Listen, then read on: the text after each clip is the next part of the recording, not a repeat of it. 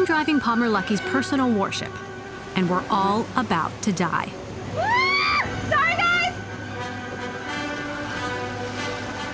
So this is a Mark V special operations craft that I purchased from the Navy. Are you sure I'm not gonna flip the boat? Yeah, you're gonna be fine. It's the fastest boat that the Navy ever built. It was designed specifically for Navy SEAL insertion and extraction missions. It runs really fast, and it's a lot of fun. While this boat may be part of the old Navy, Luckey is trying to bring Silicon Valley speed and innovation back to the Pentagon.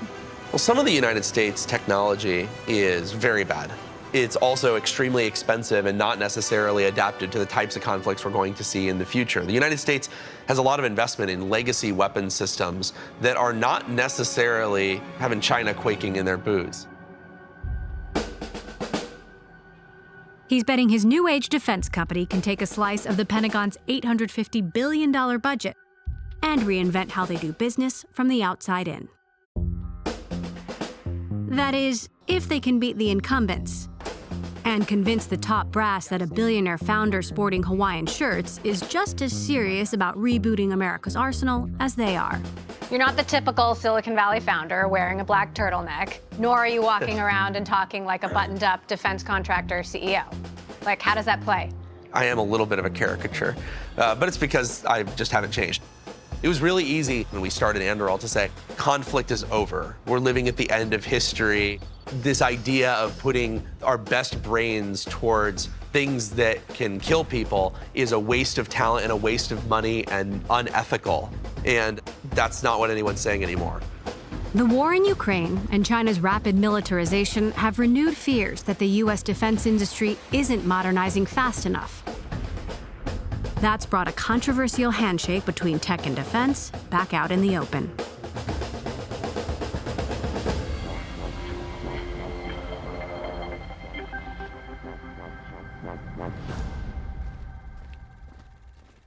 The military has a long and storied history with the tech industry.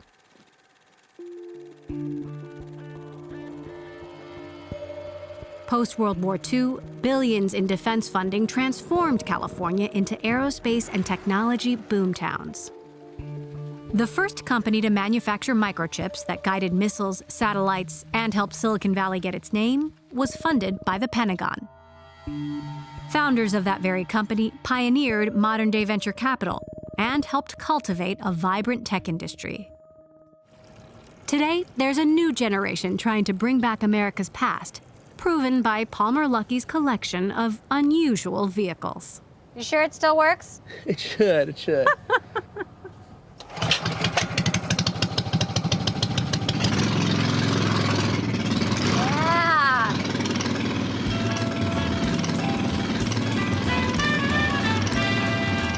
So this is a 1967 Disneyland Autopia designed by Bob Gurr and Walt Disney. As far as I know, mine is the only complete Autopia that is outside of the parks. Mine has the original mechanicals, original gearboxes, original wheels, the whole deal. When I got it though, uh-oh. Technical difficulties. Got a flathead screwdriver? Oh, there we go, look at that. We gotta get moving. All right, there we go, back on the Back in business. So are you sure this is street legal? We're on the street, aren't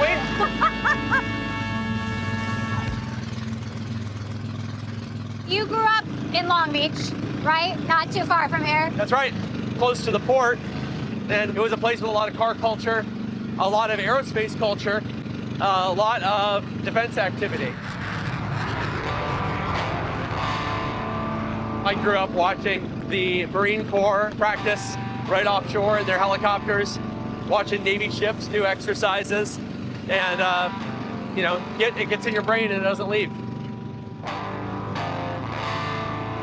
Southern California, unlike a lot of places, is a place where almost everybody knows someone who has served in the military or has a family member who served in the military.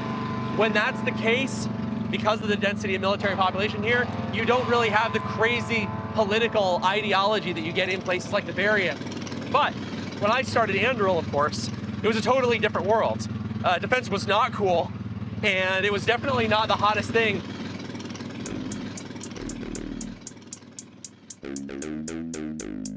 Before launching Anduril, Luckey worked on virtual reality headsets in his parents' garage. By age 18, he had a prototype that kickstarted the modern VR movement and caught the world's attention, including Mark Zuckerberg. Zuckerberg bought Oculus for $2 billion. Luckey was later ousted. The thing is, I'm actually not nearly as political of a person as people think. I mean, people think you got kicked out of Silicon Valley. Yeah, I got kicked out of Silicon Valley because I made a $9,000 political donation. The reason that people pay attention to it at the end of the day is because it's novel for a person in tech to have supported the person who became president that year. To be clear, he means this guy. Meta disputes that Luckey was fired for his political views, but whatever the reason, the result was a rift between Luckey and the Valley. So he turned his attention to defense and set up shop in Southern California. This is my extraordinarily tall door. The house was built in the 1980s, and I've kept all the bones the same. I think it's a pretty cool place, has some good Miami Vice vibes. I've got my 2-inch teal shag carpet. This is my fish tank. It's about a 6,500-gallon aquarium. This looks like a Dungeons and Dragons table. Oh, no, this is just my coffee table, although it does have a map of our Dungeons and Dragons campaign. What kind of character are you in Dungeons and Dragons? I'm a chaotic, neutral wizard named Nilrim 5. He's from the lost nation of Atlantis. How much success have you had with that? Pretty limited so far. Pretty limited so far. I know you're a big gamer. What are the connections between navigating a virtual battlefield and a real battlefield? Probably the main similarities are some of the technology that we're applying to things like heads-up displays and augmented reality for soldiers and airmen to allow them to see where the danger on the battlefield is. It's also worth noting that really virtual reality came out of military research in the first place. And the games industry and the military-industrial complex have always shared kind of back and forth. How'd you get interested in defense technology? I briefly was able to work as a lab technician on an Army project called Brave Mind. It was treating veterans with PTSD using virtual reality exposure therapy. And that was actually before I started Oculus. I kept in touch with a lot of friends in the defense industry, and what I heard over and over again is that it was broken, the incentives were wrong, they were being punished for doing the right thing, rewarded for doing the wrong thing. They made more money when they were over budget, and that really got me worried, especially in a world where we were running a new experiment as a country, an experiment where, for the first time in American history, tech companies were not working with DoD. The relationship between Silicon Valley and Washington splintered after the Cold War. Top talent caught the dot-com wave, ditching government jobs in windowless rooms for positions at shiny tech firms. Everybody used to work on Capitol Hill or the government or for the military. Now everybody works for an internet startup.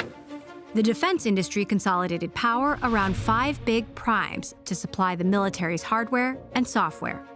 It's a large, complex oligopoly with a strict chain of command that filters ideas through layers upon layers upon layers of bureaucracy. For tech startups looking to get a piece of the action, welcome to the Valley of Death. The government tries to nurture new ideas, but the amount of time it takes to go from prototype to adoption puts most startups in the defense market graveyard. It seemed impossible for outsiders to compete until SpaceX and Palantir sued the government, claiming the bidding system unfairly favored the incumbents. Palantir co-founder Peter Thiel's venture firm was the first to invest in Anduril. It's no coincidence that the only 2 companies to break through in the last 35 years, since the winding down of the Cold War, really, were both founded by billionaires. It's unfortunate, but it reflects the reality that we've created, where this muscle we used to have as a country of turning small, innovative defense companies into large-scale providers of weapons, we lost it. And the only way to bypass that was to already have made billions of dollars somewhere else. As a country, we need to do better.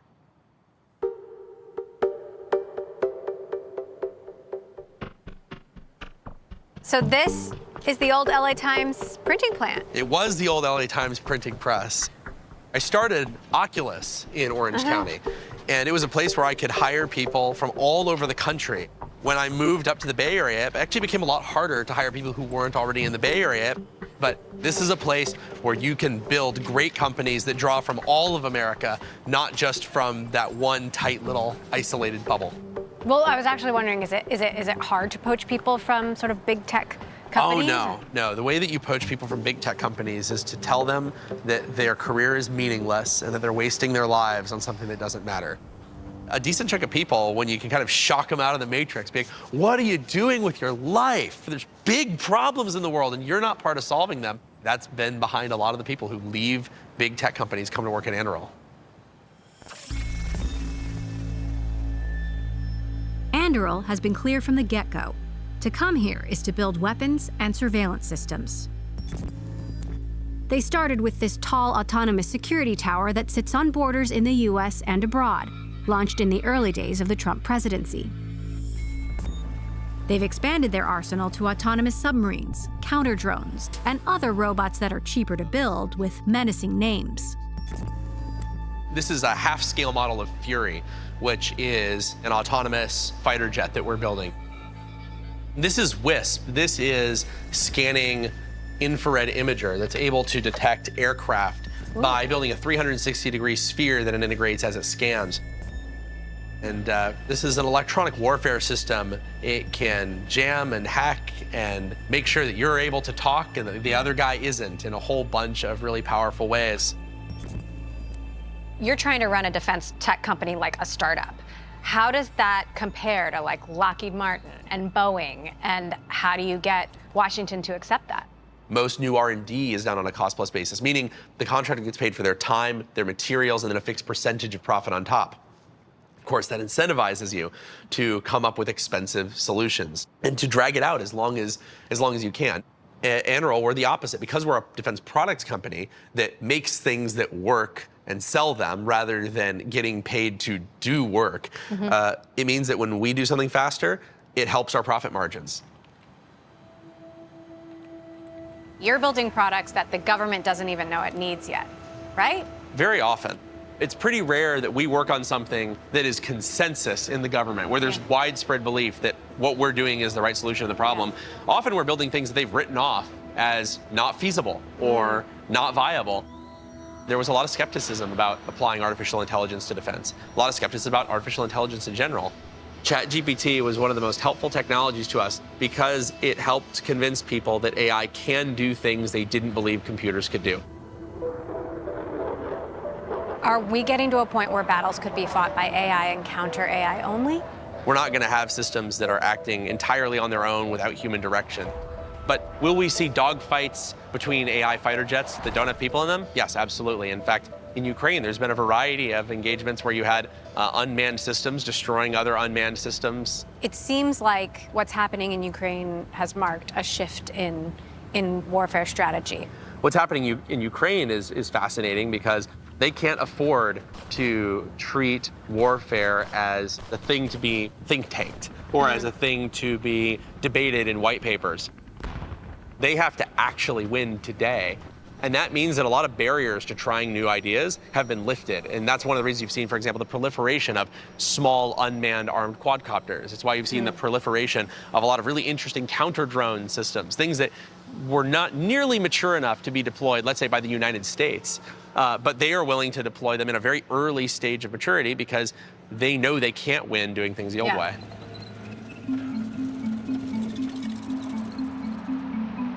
The old way meant having the biggest, most expensive weapon on the battlefield. Now it's about having a swarm of commercial technology available quickly and cheaply. To that end, the Pentagon recently announced the Replicator program to fast-track thousands of low-cost autonomous drones. Startups and venture capitalists who historically shunned military work declared it's time to build to get in on the action. The old school way of working through 5-6 large primes and developing technology just doesn't work. You have to work with the private sector to bring new technologies in. Big tech firms have had more long-term success, offering hardware, AI, and cloud services in exchange for billion-dollar deals. But there's been friction on the tech company side, from engineers who don't want anything to do with the military. Some tech employees have pushed back on working with the US government and the US military. Yes. Do you see where they're coming from? Fundamentally, I think it's an emotional thing. They came to a company to work on consumer tech. They weren't told that their work would be used for potentially violence, and they don't like that. And I empathize with that because to them, it feels like a little bit of a bait and switch. Critics see the technology you're building, worry it could be misused on American citizens, for example. Sure. Are they right to worry? Oh, of course. Anything can be misused. But look, like, if you want to point to things that can be misused against American citizens, I mean, the military has a lot of guns. The military has a lot of aircraft. You have to have trust in the system. You have to believe that democracy works. And you have to believe that the right way to control these is on the policy side. There are actually things I would like to build that the DoD would not use and would not deploy, that they do think are beyond the pale. And that's the way that it should be. U.S. foreign policy and military policy shouldn't be in the hands of corporate executives. The heart of Anduril's technology isn't its hardware, but its software. Engineers here have developed a proprietary AI-driven system called Lattice that acts like an intelligent control center for the company's hardware. Lattice is our AI system for controlling distributed robots. We're doing processing and computer vision, machine learning on that data, and producing an operating picture of the world. So we understand the chessboard, so to speak, and then the autonomy can apply those very logical decisions about what to do and move forward and act. So walk me through the process from identification to decision, or decisions. So we've got a manned crew that's going to try and fly in and land somewhere. They have some mission they need to do on the ground, but there's threats that are unknown. So we're going to send the autonomous systems forward. They're going to try and draw out any enemy fire. And with these autonomous systems, you're okay if they die. You're okay if they get taken out, because that tells you more information about the battlefield so that you can make informed decisions. Interesting. But there's still a long way to go, Still a lot to build, yep. There's the old saying, hardware is hard. The United States used to be able to build things that would fly twice as fast as our adversaries, and we'd be twice as fast for a decade. Those days are gone. Hardware advantages like that are going to be quickly copied by our adversaries. So a lot of the most durable advantages we build, for example, using software to make decisions twice as fast or 10 times as fast, is a capability that I don't think our adversaries are close to copying. Lattice is just one example of the military's increasing use of AI. The Pentagon has been developing Project Maven, an AI system that analyzes images from military drones and helps suggest targets. Google initially won this contract in 2018, but backed out after thousands of workers protested the deal. Palantir, Amazon, Microsoft, and Anduril are currently among the main contributors. Maven is now deployed, but there are still open questions about AI's combat readiness. At the end of the day, you just have to be correct, and you're doing it from afar. And so, yes, I would still submit that that is one of the toughest things that my organizations have encountered, is that idea of distinguishing enemy from non-enemy or combatant from non-combatant, and the scale of it is impressive. There are concerns that AI could deepen the fog of war. What do you think about that? No, I super disagree. I think AI is going to be a tool to put all the cards on the table for everyone. My hope is that you're going to have dictators who make better decisions because even they have better information from AI. Let's use Putin as an example. I don't think he would have launched this invasion in Ukraine if he would have understood what was actually going to happen. Remember, they believed this was like a 3-day special operation. They were going to roll in. It was going to be over very, very quickly. If he had had a better understanding of what he had and what they had, I think he probably would not have made the play. There are a lot of thorny ethical questions. We're talking about a possible future of self-guided bombs and killer robots. Who is liable when a human isn't in the loop? The key is that a person is responsible for the deployment of those systems. The existence of an algorithm cannot replace human responsibility for deploying that weapon system. And it has to be a person who deeply understands the limitations of that system and who's going to be held to account when it goes wrong. But war is hell, and it's not going to be perfect. There will be people who are killed by AI who should not have been killed. That is a certainty if artificial intelligence becomes a core part of the way that we fight wars. We need to make sure that people remain accountable for that, because that's the only thing that'll drive us to better solutions and fewer inadvertent deaths, fewer civilian casualties. I don't want AI to do these things, but a lot of times the existing technologies are much worse. China and Taiwan. How does this play out? It can play out in a lot of different ways. Everything that Anduril is working on the R&D side is oriented towards that fight. Right now, China believes that they can take Taiwan. They believe that the United States is some combination of won't stop them, isn't willing to stop them, won't win if we do try to stop them. They believe Taiwan is in a similar position with their own military. We have to change their minds. I'm probably going to eat these words, but if China ends up invading Taiwan, I'm going to feel like we've really failed in our mission. You actually spent a lot of time in China working on Oculus headsets. What do you know about China's capabilities in AI? What don't you know? I spent time in China back in the Oculus days because that's where we did our manufacturing, and we didn't really have a choice. I deeply understand how dependent our country has become on Chinese manufacturing, Chinese engineering, Chinese supply chain materials. It's really extraordinary how they've pulled themselves up from almost nothing to being an economic superpower. And we did this too. We're the ones that gave them the blueprints. We're the ones that gave them the tech. We're the ones that shipped it all overseas. And I'm part of the problem. I'm one of the guys who did it. What a call. Do you worry that China is outpacing the US on technological innovation?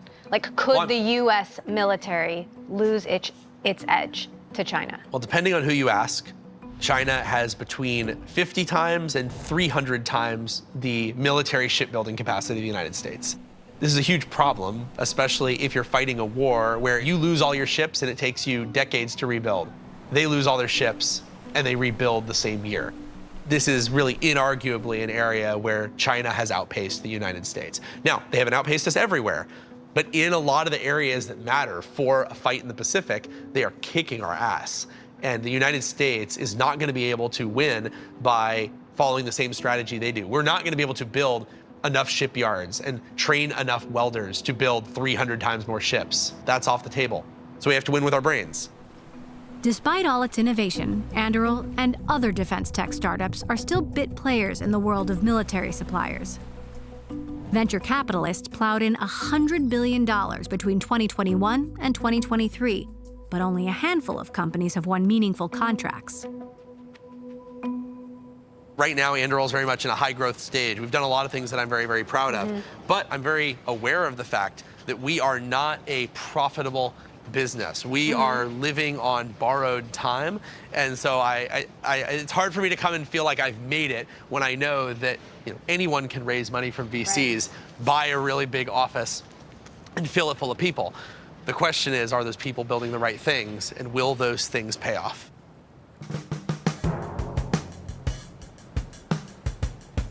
It's not your average Newport Beach boat. No, it's not. Is it? Most of my neighbors like it, and a handful hate it, but that's good enough. We've got a mock M2 heavy-barreled 50 BMG machine gun. I have real ones that I can throw on, but I keep the fake ones on most of the time. One of the other cool features of the boat is these shock-mounted seats. You'll notice they bounce up and down. So we're gonna go below deck into the navigator's room. This is also where we run all of our communications gear, processing gear, computer gear, radio gear. You've got all of your rifle racks here so that you can rack them up. So these are twin MTU engines. The boat's got a little over 5,000 horsepower. This whole thing's basically a big giant jet ski.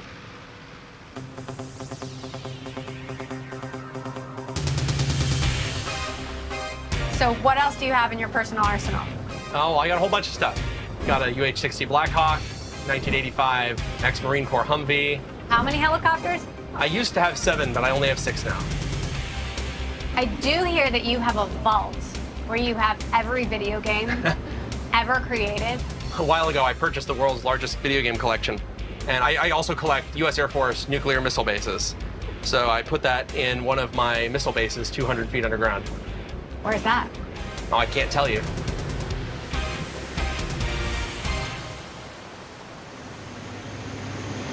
All right. We're gonna do some turns.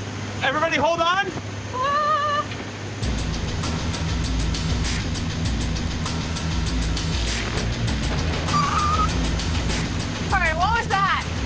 was one of our own wakes, but we're gonna go find one of the other ones. Woo! Hold on. Ah!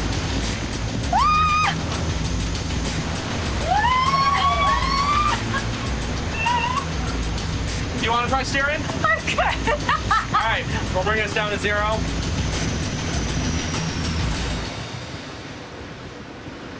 So as we accelerate, you're going to hear first the first turbocharger kicked in, and then after we get at about 20 knots, you're going to hear the second turbocharger kick in, and that's when the engine changes pitch.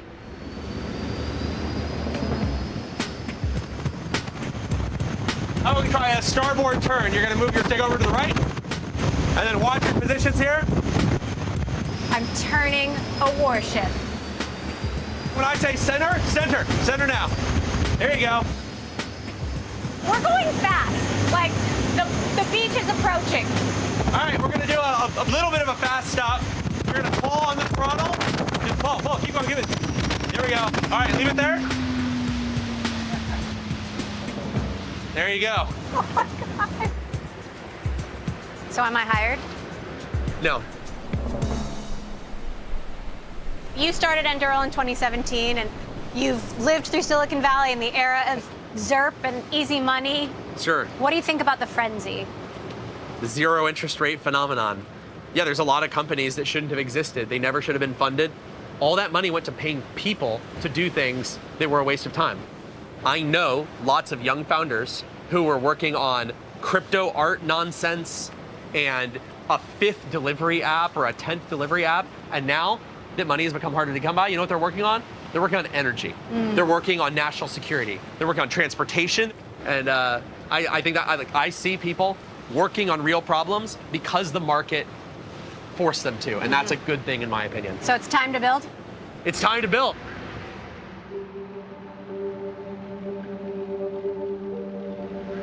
The war in Ukraine, it's been 2 years now. How are we going to look back on it? Well, I think that we're going to look back on it as one of the best examples of the hubris of the modern era, thinking that we lived at the end of history, the end of conflict, that large-scale war was a thing of the past, that artillery is irrelevant, that manpower is irrelevant, that sternly worded letters from the United Nations mean anything at all to expansionist dictators like Putin or Xi. That's, I think, going to be the legacy of this fight.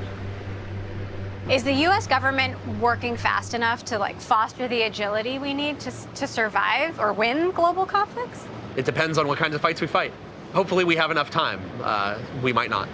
Why not? Well, let's say that China starts making moves on Taiwan and moves on other countries in the next 24 months. I think we're going to be in trouble. I think in 36 months, 48 months, we're actually still kind of in trouble. If it takes long enough, I think that the United States military has recognized the problem. But like you're steering this boat, when you turned, how long did it take for the boat to respond? A while. It was a bit of a lag time. The US military is the same way. It's a large machine. It takes a long time to move, even once you've applied the control, even once you've applied the input. I think that's the phase we're in. The government has realized the problem. They've applied the input. We're waiting for the system to adjust.